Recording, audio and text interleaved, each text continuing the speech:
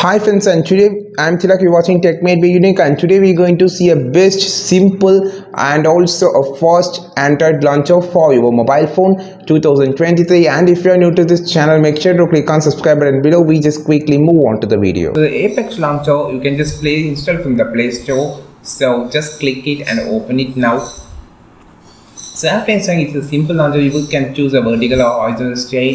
So it will be so faster if you having a slow problem on your mobile. It might be some of the launchers might be not suitable for you. It might be sometimes the home launcher will be slow, so you can just use Nova launcher or this Apex launcher, which actually fast. So just click on this three setting, you will see a drawer style and also app setting. In drawer style, you will see a lot more options, which actually you can just change the background color with a lot of colors they given here, and also you can just change the background opacity, and also you can just have a lot of more options here for the app menu to have a clear view about the all apps that you're having. You can just choose the driver state and click on this application layout. You can just have a row up to 10 or up to other than more, and also the column also can be adjusted like this, so you can use like a tablet. You can see a lot of more apps on a single screen.